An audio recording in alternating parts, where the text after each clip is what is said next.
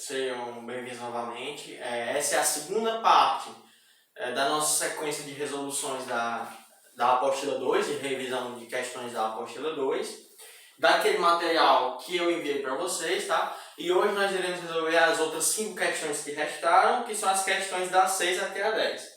Vamos iniciar agora com a questão número 6. É uma questão bastante simples, tá? Que ela exige basicamente a aplicação de fórmula, mas é interessante para revisar conceito. Ela nos diz o seguinte: pela secção reta de um condutor de eletricidade, passam 12 coulomb a cada minuto.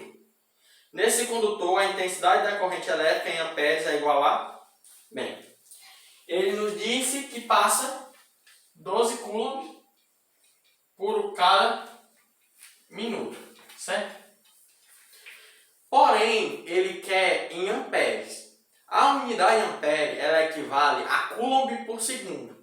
Ou seja, o que nós devemos fazer para converter isso aqui para ampere é converter esse minuto em segundos. Ou seja, passa 12 coulomb para cada 1 minuto. Passa 12 coulomb para cada 60 segundos. Aqui a gente pode fazer uma simplificação. 60 e 12, nós podemos simplificar os 2 por 12. 60 dividido por 12 vai dar 5. E 12 por 12 vai dar 1. Ou seja, a gente tem aqui 1/5 ampere. 1 dividido por 5 vai dar 0,2. Então a gente vai ter 0,2 ampere. Questão bastante simples, mas serve para a gente revisar a fórmula de corrente elétrica em si. A corrente ela é a quantidade de carga que atravessa uma secção de um fio em um dado intervalo de tempo. Basicamente isso. Gabarito da questão 6, 0,2, item B.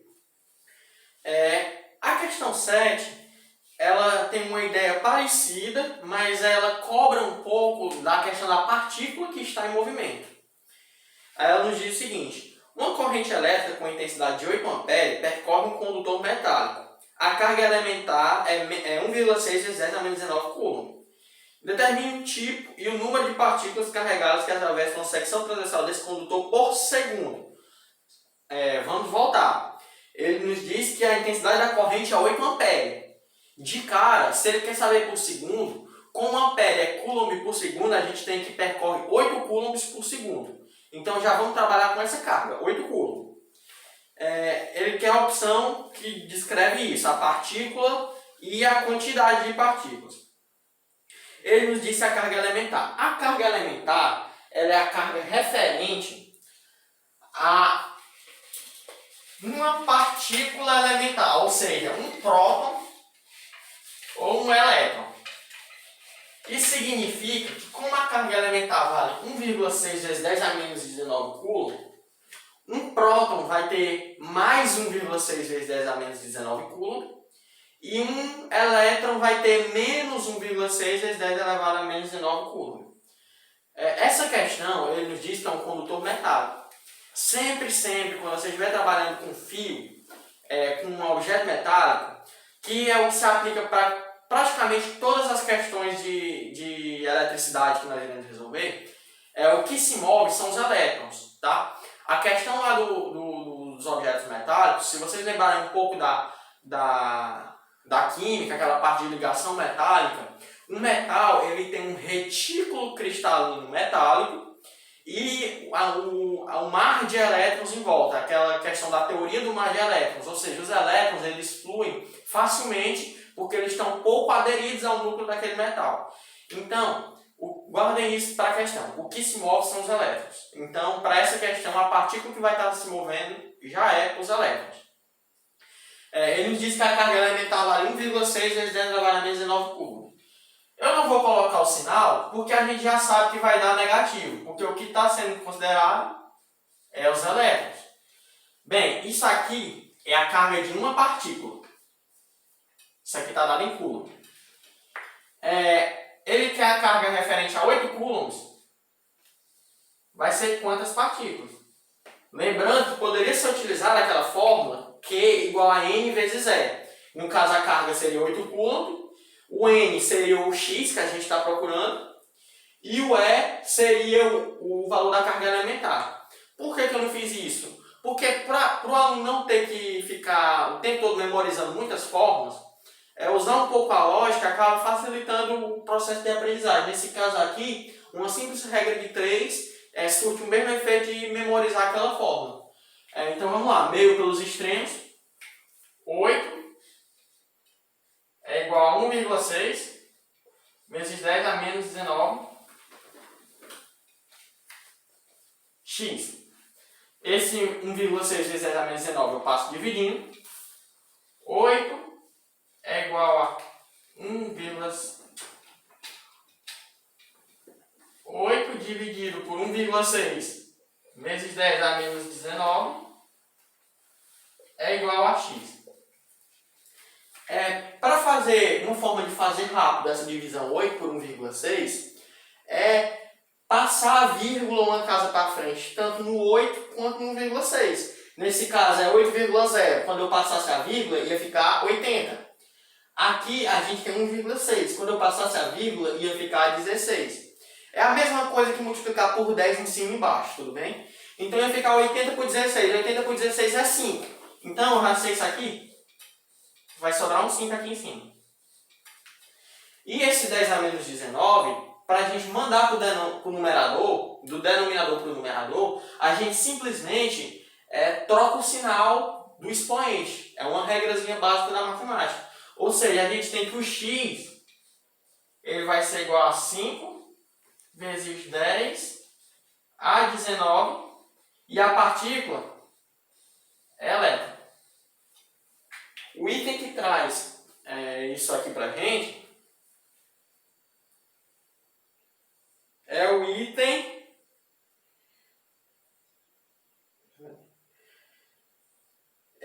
B. Então essa questão também, o gabarito dela é o item B. Vamos agora para a oitava questão, que já é referente à aula 7, sobre a eletrodinâmica, que é referente à primeira e segunda lei de Ohm.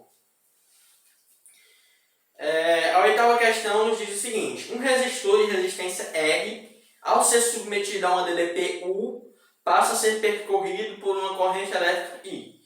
De cara, o que é que a gente pode enxergar aqui? Primeira lei de Ohm, U igual a RI. O valor da corrente elétrica, se a DDP for o dobro do valor inicial e a resistência for substituída por outra de 3R, é. Então, vamos analisar aqui a questão.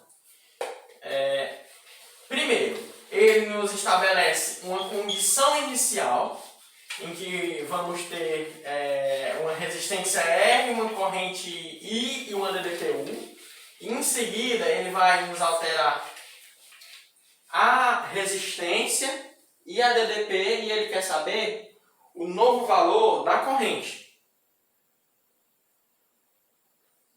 Então vamos chamar a primeira corrente de I1 e a segunda corrente de I2. De cara, a fórmula é igual a U igual a RI. Isolando a corrente, a gente tem que I é igual a U por R. Isso aqui vai ser a nossa referência. Então, a gente vai ter o quê? A gente vai ter que I1 é igual a U por R. Certo? E a segunda corrente, ela vai ser, ele nos diz que a DDP ela é duplicada, o dobro de DDP, e a resistência é triplicada. Ou seja, no lugar de U a gente vai ter 2U, e no lugar de R a gente vai ter 3R. Perceba que esse trecho U por R, ele é justamente o I1 dessa primeira parte que a gente fez. Ou seja, eu posso muito bem substituir esse U por R por I1. Aí eu vou ter que I2 é igual a 2/3 de I1. Essa vai ser a relação entre as duas correntes. O item que traz isso aqui pra gente é o item C. Oitava questão, item C. É uma questão bastante simples E a ideia básica dela é primeira lei de Ohm e um pouco de trabalho matemático. A questão número 9, ela também se refere à primeira lei de Ohm, mas é uma questão que trabalha com gráfico. Diferentes intensidades de diferença de potencial são aplicadas entre as bordas de um fio de material que obedece à lei de Ohm, ou seja, é um resistor ôhmico. Para cada potencial aplicado, é medida a corrente que passa pelo fio. Assinale o gráfico que representa esse experimento. Essa questão, o objetivo básico dela é identificar qual é o gráfico do resistor ôhmico. Ele nos traz todos os gráficos potencial pela corrente e os formatos são variados. Bem, o resistor ôhmico, o formato dele é sempre uma reta. Sempre uma reta. Se vocês observarem também, a inclinação, ou seja, a tangente de θ, a tangente desse ângulo θ, ela é o que a gente chama de numericamente igual a U sobre I. O que é U sobre I? U sobre I vai ser o valor da resistência, tá? É simplesmente pegar essa corrente da primeira lei de Ohm e passar dividindo. Então a tangente é numericamente igual à resistência. Como é uma reta, significa dizer que a inclinação não muda. Se a inclinação não muda, a resistência é constante. Se a resistência é constante, o resistor é ôhmico. Então, guardem isso com vocês. Um resistor que o formato do gráfico U por I é uma reta, é um resistor que obedece à lei de Ohm, ou seja, é um resistor ôhmico. Se o formato tivesse uma curva, fosse uma curva que ela aumenta a inclinação, ou seja, uma curva assim, ou uma curva assim, ou então uma senoide, sei lá, um sigmoide.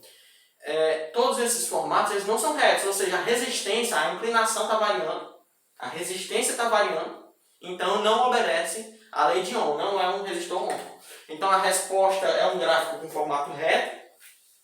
A gente tem que os gráficos com formato reto são os gráficos A, B e D. Porém, o A ele nos traz um gráfico constante, o D ele nos traz uma função decrescente, e somente o B é que nos traz essa função crescente. E o formato do gráfico é crescente, porque conforme você aumenta a DDP, a corrente aumenta, porque a DDP é o que promove o movimento dos elétrons, lá da questão do trabalho da força elétrica. Ou seja, a corrente ela depende da DDP diretamente. Então, na verdade, o formato tem que ser esse formato ascendente. O item que traz isso aqui para a gente é o item B. Então, nona questão, item B. E agora nós vamos para a 10ª questão, que é uma questão de cálculo e que envolve um pouco da noção da segunda lei de Ohm. Lembrando que a segunda lei de Ohm ela é uma fórmula que ela nos permite calcular o valor da resistência do material. Para isso, a gente considera algumas noções de proporcionalidade e o material utilizado. Cada material ele vai ter uma correspondência específica. Em que sentido? A fórmula nos diz que a resistência... Primeiro, qual foi o raciocínio? Percebeu-se que conforme o fio era mais comprido, é mais difícil se passar uma corrente por ali, porque a corrente vai ter que percorrer um caminho maior. Então a resistência, que é o empecilho, o obstáculo à passagem de corrente, é proporcional ao comprimento. Quanto maior o comprimento, maior a resistência. E percebeu-se que a área era inversamente proporcional. Ou seja, quando você aumenta a área, você torna mais fácil a passagem. Se você torna mais fácil a passagem, você diminui a resistência, por isso inversamente proporcional. Para completar essa proporção, foi colocado a constante ρ, que ela representa a resistividade do material. Ou seja, é uma constante própria de cada material que determina a facilidade, que está relacionada à facilidade daquele material de conduzir a eletricidade. Essa aqui é a fórmula da segunda lei de Ohm e é baseado nela que a gente vai resolver a 10ª questão. Vamos ao enunciado. 10ª questão, ela nos diz o seguinte: um fio A tem resistência elétrica igual a 2 vezes a resistência elétrica de um outro fio B. Então, primeira parte, ele nos diz que RA ele tem o dobro da resistência elétrica de B. Então, RA é igual a 2 vezes RB. Em seguida, ele nos diz que o fio A tem o dobro do comprimento do fio B. Então, vamos lá. O fio A, vamos substituir por essa fórmula, tá? Então, a gente vai ter o ρ do A. O comprimento do A e a área do A. E aqui do outro lado a gente vai ter 2 vezes a resistividade do B, comprimento do B, área do B, certo? E agora a gente vai substituir o comprimento do A por 2 vezes o comprimento do B. A gente vai ficar com essa situação aqui.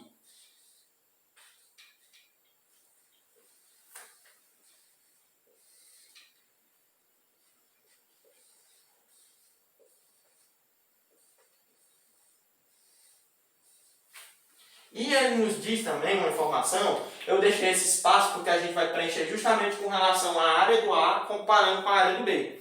Ele nos diz na sequência, ele nos diz que o fio A tem o dobro do comprimento do fio B. E sua seção transversal tem raio igual a metade do raio da seção transversal do fio B. Ora, o que é que essa informação nos quer dizer? Primeiro, a fórmula do raio, a fórmula da área de um círculo é πr ao quadrado. Se o raio de A é exatamente metade do raio de B, quando eu botar na fórmula, o r vai estar ao quadrado. Então, r sobre 2 vai virar r ao quadrado sobre 4.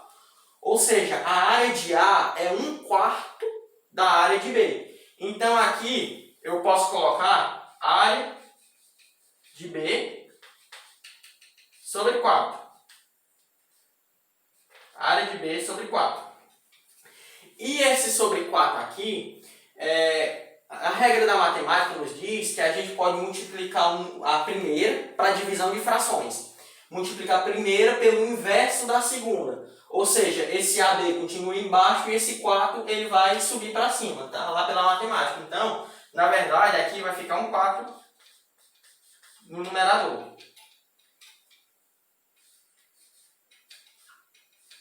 E aqui embaixo a gente tem a área B.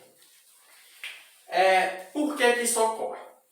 Vamos lá. Se a gente chamar o raio de B de RB, a gente tem que a área da seção de B vai ser πr de B ao quadrado. Certo? πr de B ao quadrado.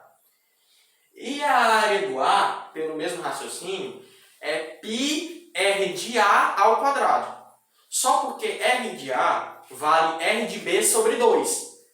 Como está tudo ao quadrado, quando for R de B sobre 2 ao quadrado, vai ficar R de B ao quadrado sobre 4.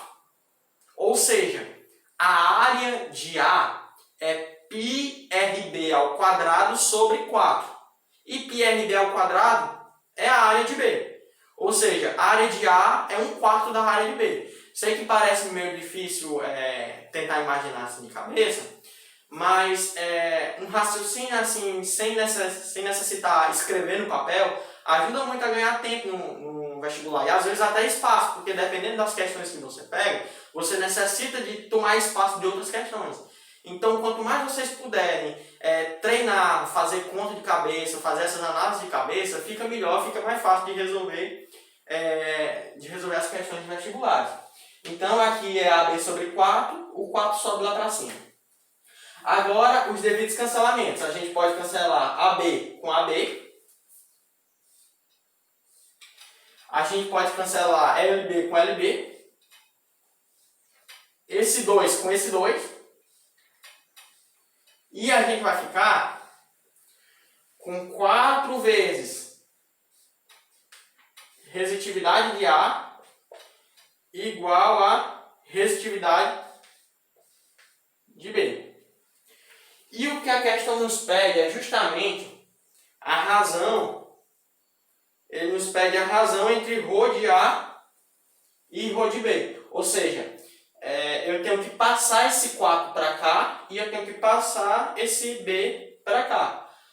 Já dá para ver que vai dar 0,25, que é o item A, mas vamos fazer aqui passo a passo. Aqui é como se tivesse um 1 multiplicando, certo? 1 rho de B. Passando esse rho dividindo, a gente vai ficar o quê? 4 rho de A rho de B igual a 1. Agora a gente vai pegar esse 4 e passar dividindo. Rho de A rho de B igual a 1 quarto. E 1 quarto é 0,25. Item A, tá? Essa foi a nossa 10ª questão. Então, recapitulando, a gente partiu da segunda lei de Ohm e foi substituindo na fórmula referente ao fio A, os valores comparativos com o B. Por exemplo, no lugar de LA a gente colocou 2LB. No lugar da área de A a gente colocou a área de B sobre 4. Sempre buscando deixar os valores iguais para que a gente pudesse fazer os cancelamentos. Para que a gente pudesse cancelar A de B com A de B. LB com LB. E no final sobrar só o que a gente queria, que era o rho de A com o rho de B. Então essa foi a nossa 10ª questão. A última questão das questões que eu enviei para vocês como forma de revisar o conteúdo da apostila 2. O conteúdo é basicamente esse, tá? Juntando a apostila 2 com a apostila 1, a gente tem a eletrostática e uma parte mais introdutória da eletrodinâmica, bastantes conceitos, né? E é basicamente isso. Espero que vocês tenham gostado.